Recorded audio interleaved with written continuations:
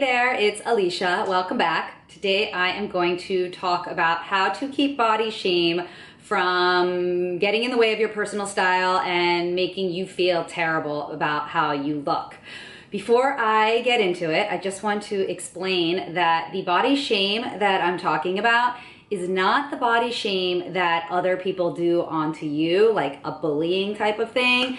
I am talking about the body shame that we do to ourselves. So these are the mean things that we say, maybe only inside our heads. It's the mean things that we tell ourselves about our body. So that's what I want to talk about today, how those mean thoughts, those mean things that you're saying to yourself, how they're keeping you from looking your best. So as a personal fashion stylist, I get pretty intimate with my clients, meaning that I come into their homes and they often undress in front of me, and it's a very intimate space that we have between us. And what I found is that most women, this includes the women that I work with, this includes the women that I'm friends with, this includes myself, most women have issue with their body. And what I've heard is either their butts are too saggy or the bellies are too big. I know one woman, she doesn't like to show her knees. And what happens is that these women, they end up hiding. They hide this part of their body that they don't like, and they hide by wearing ill-fitting or really baggy clothes. Now me, I have issue with my arms, with my hands. So you might see me in the middle of the summer, it might be like 90 degrees outside, and I'll be wearing like long sleeves. Partly because I'm super paranoid about the sun and getting sunburned and getting wrinkled, which is also has to do with what we're talking about. So part of the reason is because I'm protecting myself from the sun, and then the other part of the reason is I'm like, don't look at my hands, don't look at my arms. So here's the thing, body shame, it gets in the way of our personal style because it keeps us stuck in this place of feeling really bad about our bodies and how it looks.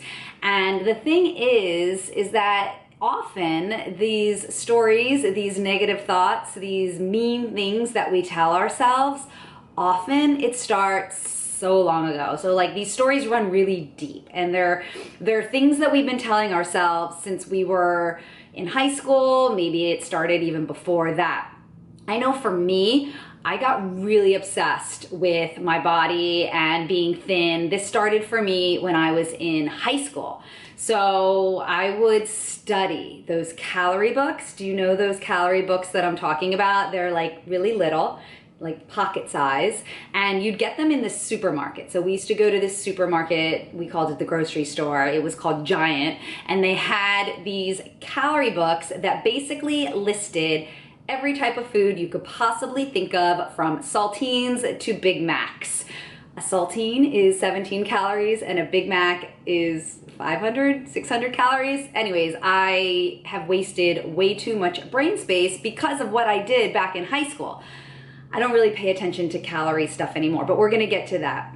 First, I just wanna talk about how these stories, these negative stories that we tell ourselves about our body not looking good, which makes us feel bad, often it starts when we're young. For me, it started when I was in high school, and I would study these calorie books, and I was very consumed with what I was consuming. I was drinking a lot of Diet Coke, and I was pretty unhealthy actually, all in the pursuit of not gaining weight or of staying skinny, right? So then what happened was I went to college, and college, it was like freedom.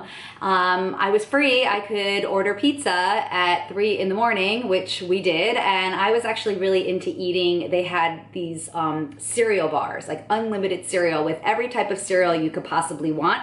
So I would hit that cereal bar hard, and I would bowls and bowls and bowls of cereal all the time. I really love cereal. But the point is that in college, actually gained that freshman 15, or is it the freshman 25? I don't know. I gained weight, and this definitely impacted the way I felt about my body. So the story starts in high school and it continues in college, and then it went through all the way through my 20s. I was basically very obsessed with staying thin. I was doing juice cleanses.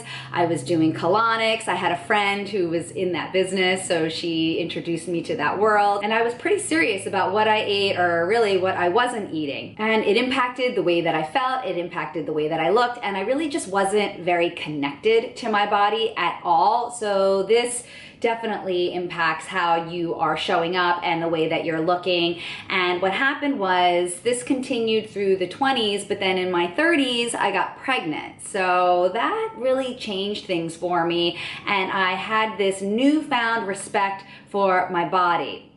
Little did I know that there would be another negative story waiting around the corner for me. And this is about getting older. This is about having an aging body. And this is actually the story that I'm living in right now. This is what I'm dealing with right now. So pregnancy really helped me let go of a lot of those negative stories around staying thin, because then when you're pregnant, it's not about staying thin, it's about growing a body inside of you, and that became the priority, and that really helped me shift my beliefs around what looked beautiful and what felt beautiful in regards to body size. But what happened was I now have kids and I'm entering this whole new world of aging, the aging body. So the awakening that I had to this story about my aging body and how it wasn't good, it came to me from my daughter. Basically what happened was, this was 5, 6, 7 years ago. She was about 5 years old, and she had a play date over our apartment, and the two girls were really cute. They're playing dolls together, and I'm in the kitchen and they're in her room, and I can hear them, and they're playing this really sweet game. They're the moms of the babies. They're holding them and they're being really sweet and nurturing. And then they come out into the living room and they're like, hey, let's have the moms go to grandma. And I'm like, oh, that's really sweet. I'm the grandma. So I take the doll and I like hug it and I'm being the grandma. And it all makes perfect sense because they're the moms and I am the grandma. Everything just feels very natural. And then they go back into the room, into her room, and they're like, oh, let's go see Auntie. And I realize that Auntie is the mother of the friend, right? So this mother of the friend, who is basically the same age as I am, she's the aunt, I'm the grandmother. So then I'm like, well, hey, why is she the aunt and I'm the grandmother? And my daughter is like, just so straightforward, you know, kids, they just say it like it is. She's like, because of your crinkles, you know, you look like a grandma and she doesn't because of your crinkles. And the crinkles are in the hands. You can't really see now because of the light. Maybe you could see a little bit. The light's blowing it out, fortunately for me. So you can't really see as intensely as my hands. They are crinkly, they are wrinkly. So that's what I was saying when I was telling you earlier how I have body shame around my hands and my arms because my arms are like really veiny. So this is now the story that goes in my brain that is telling me that aging bodies aren't beautiful, aging bodies don't look good, I have an aging body, so I'm not beautiful and I don't look good, right? So those are the stories. So that's the story that's going through my brain right now. And like I said, it started back when I was young and they just kind of evolve. I guess as our bodies evolve, the stories evolve with it. So the practice is to not get wrapped up in those stories and to not believe those stories and to ultimately create a new story that my body, yes, I have these crinkly hands, but my mom had crinkly hands and her mom had crinkly hands, and I just come from a lineage of crinkly hands, and that's who I am. And crinkly hands can be beautiful. They're my hands and they do a lot of really important things for me. I really am grateful to have these hands. So really working to shift the narrative that we're telling ourselves, going from crinkly hands are ugly and they're old and they're gross to I come from a lineage of women with crinkly hands. This is who I am, and I really value what my hands do for me, right? I understand that this is a practice and this is not something that just happens overnight. You don't just wake up one day and you're like, I love my crinkly hands. It just doesn't work that way. But it is a practice that we do, or that I'm doing every single day, working to accept and to honor the body that I have right now. So I encourage you to work on honoring and accepting your body where you're at right now. But I'm gonna share a few tips to help you get to that place of body acceptance. These are just things that you can put into practice right away so that you body shame yourself a little bit less, which creates more space for you to do the things that you wanna do. I mean, think about it. How much space are we wasting in our brains how much brain space am I wasting by knowing that a saltine is 18 calories? I mean, there's so many more important things for me to put in that brain space. But now I want to share the 3 things that you can do right now so that you can work on getting closer to accepting and honoring your body where you are today. So the first thing you can do is have a closet that supports you and doesn't shame you, all right? So what do I mean by that? I mean that having things in your closet, meaning the clothes in your closet that support you and that they don't make you feel bad about yourself. So what would make you feel bad about yourself? Any clothes that you have in there that don't fit, okay? So this could mean that either they're too small or they're too big. Basically, when you put that piece of clothing on, you're just like, ugh, and you just don't feel good in it. And then the story, that's a trigger for the negative story to start going. So get rid of any clothes in your closet that do not make you feel good, and you can start by getting rid of anything that doesn't fit you well, okay? So instead, have things in your closet that make you feel great, right? So you put these things on and it's like, yeah, here I am. I feel good in my body. I am owning my body that I have today. So just find those things, and you can do it as a little practice. Like when you try things on, when you're getting dressed, just note how you feel in those clothes. And if it feels uncomfortable or itchy or it's bringing you down, then that's something that you don't need and that you can clear out. And if it's something that's making you stand a little taller, making you feel more confident in who you are, then that is something that supports you, and that is something that should stay, okay? So the first tip is to have a closet that supports you and doesn't shame you.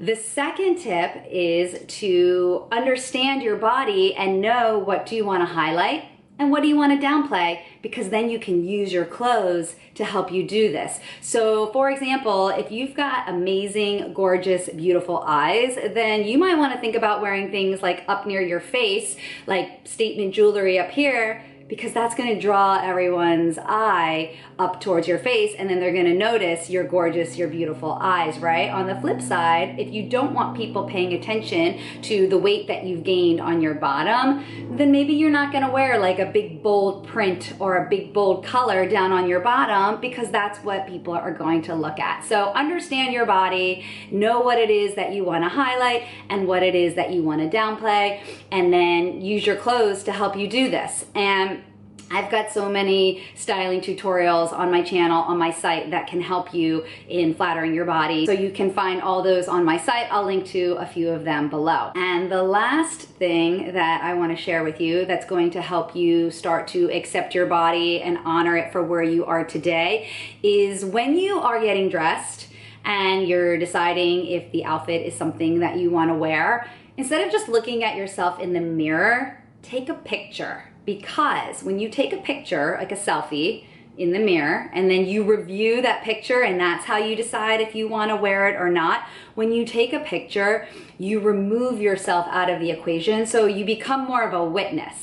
You become more of a third party. And when you become the witness or the third party, you are inviting in more empathy for yourself. And that is exactly what you need when you are looking at yourself and deciding if it's something you're gonna wear or not. You don't wanna look at yourself through these mean, judgmental eyes. You wanna see yourself with empathy and with compassion. And then you wanna make your decisions from this place about whether you're gonna wear that thing or not. So those are just 3 things you can do right now to help start accepting your body and honoring your body where you are today. You can create a closet that supports you and doesn't shame you. You can know your body and understand what you want to highlight and what you want to downplay, and then use your clothes to help you do that. And then you can take selfies and use pictures so that you become more of a witness when you're looking at yourself, and so that removes the judgment and that invites more empathy and compassion. I hope this helped you, and I hope this inspired you to become more accepting of the body that you have right now. I understand it is a practice. It could be a lifelong practice, but if we take these small steps every single day, then we will get closer to honoring, accepting our bodies as they are today. So if you like the video, give it a thumbs up. Don't forget to subscribe because I have all sorts of cool styling tutorials that will help you feel more confident in your clothes. So subscribe to my channel and tell me in the comments below, what's one thing that you're gonna do right now out of those 3 tips that I shared with you? What's the one that you're gonna try out right now so that you can move closer to accepting and honoring the body that you have today? I wanna hear from you. And that's all that I have. Thanks for watching. I'll be back here next week with a brand new video. See you then. Bye.